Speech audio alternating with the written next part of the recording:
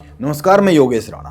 मुख्यमंत्री पुष्कर सिंह धामी ने रुद्रपुर में जनसभा में दो इतनी बड़ी बातें कह दी कि उसके बाद कई सारे लोगों की धड़कनें बढ़ गई। बीजेपी में भी और खासकर उधम सिंह नगर में तो कई विधायकों की धड़कनें बढ़ गई। धामी ने मंच से जो कहा उनको सुनना चाहिए। जो दो बातें कही, वैसे तो उन्होंने तीन बातें कही, बहुत ही प्रमुख तौर पर तीनों बातों को समझेंगे, लेकिन पहले दो बातों की बात करते हैं। धामी ने मन से पहली बात तो यह कही कि बहुत से लोग हैं जो उनको कहते हैं 2027 में वह चुनाव रुद्रपुर विधानसभा सीट से लड़े। धामी ने केवल यह कहा ही नहीं, रुद्रपुर से उनका कितना गहरा नाता है यह भी बताया, कुछ उदाहरण देकर गिनाया। रुद्रपुर से बीजेपी के विधायक मौजूदा समय में अगर बात करें तो शिव अरोड़ा है, और जाहिर सी बात है शिव अरोड़ा इन बातों के बाद बेचैन तो हुए होंगे। वैसे रुद्रपुर की राजनीति में बीजेपी में शिव अरोड़ा के लिए और भी कई सारी बेचैन करने वाली बातें हैं। वहां पर बदलते हुए समीकरण अगर देखें तो शिव अरोड़ा को लेकर कुछ चिंताएं दिखती है। वैसे तो उधम सिंह नगर की कई सीटों पर बीजेपी में कई सारे कैलकुलेशन है, लेकिन अगर धामी जैसे की बातें ही कर रहे हैं, अभी कुछ लोग धामी को कह रहे हैं कि रुद्रपुर से लड़ ले, लेकिन अगर ये बात सच ही हो जाती है, वो रुद्रपुर से लड़ ही लेते हैं और बीजेपी उनको रुद्रपुर से लड़ा ही देती है, तो कई सारे समीकरण बदलेंगे उधम सिंह नगर में। और ध्यान में रखना चाहिए कि उधम सिंह नगर में ही बीजेपी को सबसे बड़ा नुकसान अगर देखें तो उधम सिंह नगर और हरिद्वार में ही हुआ था 2022 में, और भीतरघात की खबरें भी इन्हीं दो जिलों से आई थी, और मौजूदा समय में भी कई सारे समीकरण इन्हीं दो जिलों में खासकर उधम सिंह नगर में बनते हुए दिख रहे हैं। इसीलिए धामी की यह बात कि उधम सिंह नगर से चुनाव लड़ने के लिए उनको कुछ लोग कह रहे हैं बहुत ही महत्वपूर्ण है। हालांकि उन्होंने डीडी हाट का भी नाम लिया, लेकिन रुद्रपुर का नाम लेना बहुत ही महत्वपूर्ण है, इस पर बात करनी चाहिए। और यह बात उस वक्त और भी ज्यादा महत्वपूर्ण हो जाती है जिस दिन यह बात कही गई, उसी दिन देहरादून में उत्तराखंड बीजेपी की जो कोर कमेटी है, कोर ग्रुप है, उसकी मीटिंग चल रही थी, और उस मीटिंग से भी कुछ खबरें आ रही थी, बाद में आई। अब सवाल यह है, यदि धामी रुद्रपुर से विधानसभा चुनाव लड़ते हैं तो यह बीजेपी के लिए कितने फायदे की बात होगी, और वो कौन लोग हैं जो चाहते हैं धामी रुद्रपुर विधानसभा सीट से चुनाव लड़े। इस वक्त उधम सिंह नगर में बीजेपी में सबसे अधिक घमासान मचा हुआ है। रुद्रपुर, गदरपुर, काशीपुर विधानसभा सीटों पर सीधे तौर पर इन सीटों पर बीजेपी दो खेमों में बढ़ती हुई दिख रही है। पहली पंक्ति के नेता और दूसरी पंक्ति के नेता आमने सामने होते हुए दिख रहे हैं। उधम सिंह नगर जिले में रुद्रपुर, काशीपुर, गदरपुर ऐसी सीटें हैं जो बीजेपी की पक्की सीटें मानी जाती है, और रुद्रपुर और काशीपुर तो बीजेपी की ऐसी सीटें हैं जो इन पर कभी हारी नहीं है।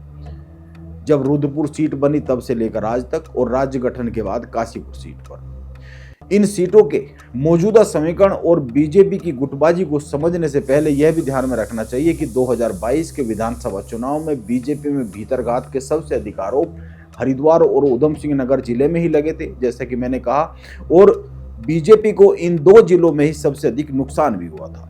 इस बार भी उधम सिंह नगर में कई सीटों पर समीकरण बीजेपी में बहुत ही उलझे हुए दिख रहे हैं। राजनीतिक समझ रखने वाले कई लोगों का कहना है कि बीजेपी उधम सिंह नगर जिले में काशीपुर, गदरपुर, रुद्रपुर में जो आपसी झगड़ा बीजेपी में दिख रहा है, इसके कारण नुकसान भी हो सकता है, चिंता में भी पड़ सकती है बीजेपी।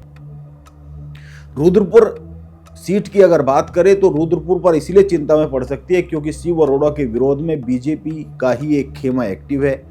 रुद्रपुर की जो राजनीति है उसको लेकर चर्चा ये रहती है कि बीजेपी का एक खेमा राजकुमार ठुकराल को लाना चाहता है बीजेपी में, लेकिन शिव अरोड़ा इसके विरोध में रहते हैं। रुद्रपुर की राजनीति में चर्चा यह खूब रहती है कि मेयर विकास शर्मा जो बीजेपी से ही है और विधायक शिव अरोड़ा के बीच में भी कुछ उलझने हैं, समीकरण कुछ बदलते हुए दिख रहे हैं, क्योंकि ध्यान में यह भी रखना चाहिए कि जो मेयर का चुनाव हुआ था उस समय पर राजकुमार ठुकराल को लाने की बात थी, और बीजेपी के ही कुछ लोग एक्टिव थे। राजकुमार ठुकराल मुख्यमंत्री पुष्कर सिंह धामी और महेंद्र भट्ट से मिले भी थे। शिव अरोड़ा नहीं चाहते कि राजकुमार ठुकराल बीजेपी में आए, यह बहुत पुरानी बात है, इसको लेकर तमाम चीज़ें हम भी कह चुके हैं, बात सामने भी आ चुकी है, लेकिन विकास शर्मा उस समय पर माना यह जा रहा था कि वो चाहते हैं ताकि उनकी जीत सुनिश्चित हो सके। अब मौजूदा समय में रुद्रपुर पर नए समीकरण बनने के लिए बीजेपी के पूर्व विधायक राजकुमार ठुकराल की बात करें तो वह कांग्रेस के जो विधायक है तिलकराज बेड़, उनका भी रुद्रपुर की जो राजनीति है उस पर बड़ा असर है। वो रुद्रपुर से ही पहले चुनाव लड़ते रहे हैं। अब राजकुमार ठुकराल और तिलकराज बेड़ की आपस में बहुत अच्छी ट्यूनिंग दिख रही है, इनके हाथ मिले हुए दिख रहे हैं, यह सार्वजनिक तौर पर दिख रहा है। और अगर यह समीकरण बनता है तो बीजेपी के लिए रुद्रपुर में चिंता की लकीर खींच सकती है, क्योंकि चर्चा यह रहती है कि ठुकराल कांग्रेस के टिकट पर चुनाव में उतर सकते हैं। रुद्रपुर से यदि कांग्रेस में एक खेमे की चल गई तो यानी बात सीधी है, शिव अरोड़ा के लिए इस बार रुद्रपुर का चुनावी मैदान जीतना इतना आसान तो नहीं लग रहा है। लेकिन यदि रुद्रपुर से मुख्यमंत्री धामी चुनाव लड़ते हैं तो निश्चित तौर पर बहुत सारे समीकरण बदल जाएंगे।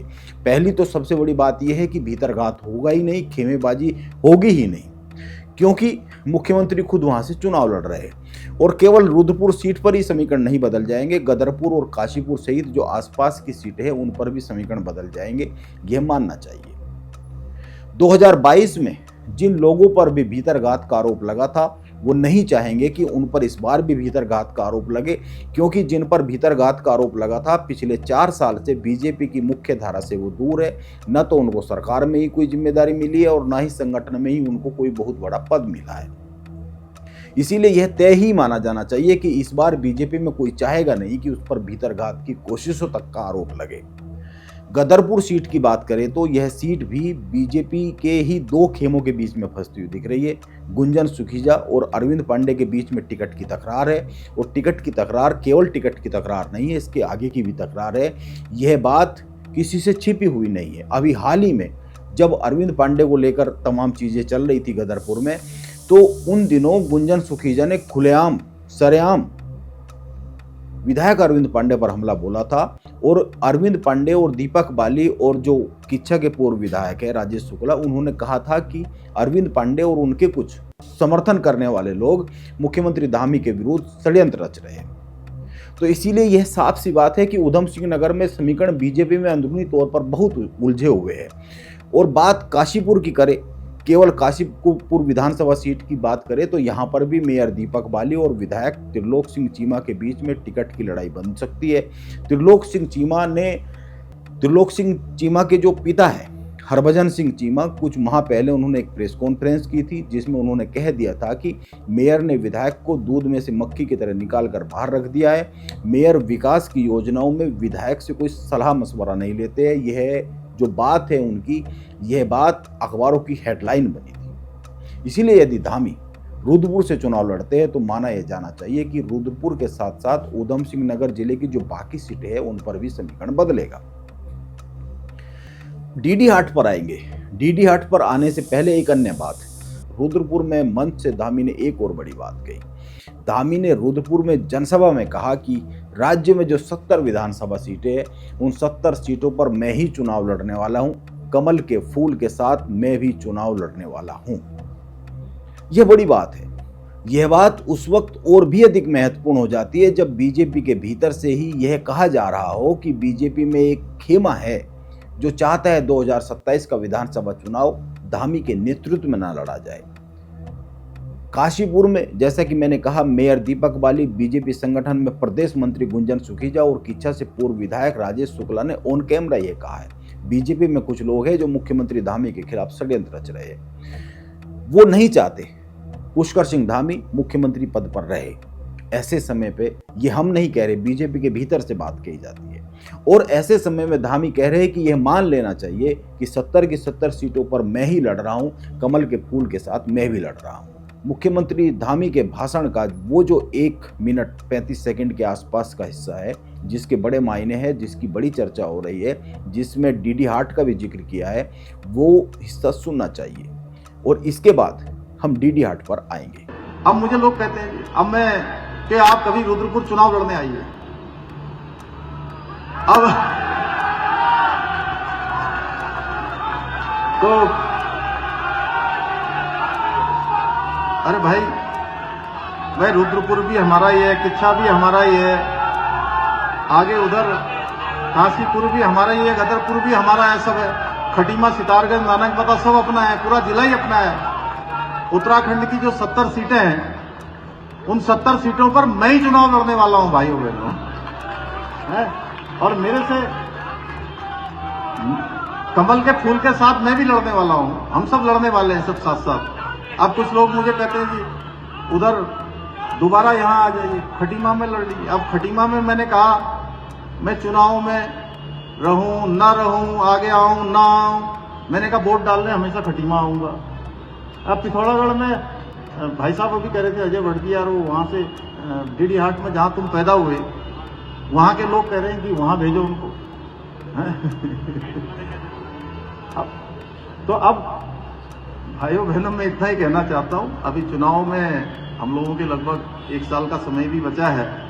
अभी हम लोगों को सबको जो है विकास के काम करने हैं मिलजुल के, और हर एक सीट, और हम लोग बड़ी विक्ट्री के साथ राज्य के अंदर हमारी जो है बड़ी बहुमत की जितनी सीटें हैं उससे ज्यादा सीटों के साथ हमारी सरकार बने, इसका हम सब लोगों को संकल्प लेना है। धामी के भाषण में 1 मिनट 35 सेकंड का यह जो वीडियो है, यह जो हिस्सा है, इसके कई सारे राजनीतिक संदेश है, बहुत ही साफ साफ जो दिख रहे हैं। इसीलिए अब रही बात डीडी हाट विधानसभा सीट की, तो यह भी एक ऐसी सीट है जो बीजेपी की पक्की सीट मानी जाती है। इस सीट पर 6 बार से विधायक है बीजेपी के बड़े नेता है बिशन सिंह चुफाल, और बिशन सिंह चुफाल को भी धामी के जो विरोधी खेमा है बीजेपी में, उसमें माना जाता है। इस बार बीजेपी में कई विधायक ऐसे हैं जिनकी उम्र 70 के पार हो चुकी है, और माना यह जा रहा है कि उम्र को देखते हुए बीजेपी शायद इन लोगों के टिकट पर कोई निर्णय ले ले। हो सकता है इनको टिकट ना देकर इनके जो परिवार के परिजन जो है उनको टिकट दे दे, या इनके जो बेटे हैं उनको टिकट दे दे, लेकिन शर्त यह है कि उनके जीतने की संभावना दिखनी चाहिए। बीजेपी ये बार बार कह रही है कि फील्ड में जाकर, विधानसभा क्षेत्र में जाकर यह देखा जाएगा कि कौन जीत सकता है, कौन जीत नहीं सकता, क्योंकि तीसरी बार अगर सरकार बीजेपी को बनानी है तो यह ध्यान में रखना चाहिए। और बीजेपी में बार बार चर्चा होती है कि इस बार बड़े टिकट कट सकते हैं। इसीलिए इन विधायकों में ये जो 70 प्लस के विधायक है, इनमें बिशन सिंह चुफाल है, सतपाल महाराज है, उमेश शर्मा काऊ है, बंशीधर भगत है, सविता कपूर है, और इसके साथ साथ और भी कई सारे नाम हैं।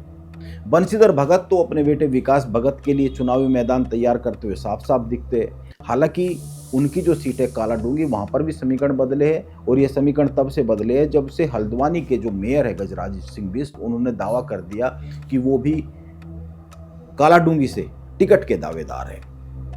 बंशीधर भगत खुद ही चुनाव लड़ना चाहेंगे अगर ऐसी नौबत आती है, क्योंकि अगर टिकट की दौड़ बंशीधर भगत के बेटे विकास भगत और गजराज सिंह बिष्ट के बीच में आएगी तो गजराज सिंह बिष्ट बाजी भी मार सकते हैं, ऐसा चर्चा रहती है।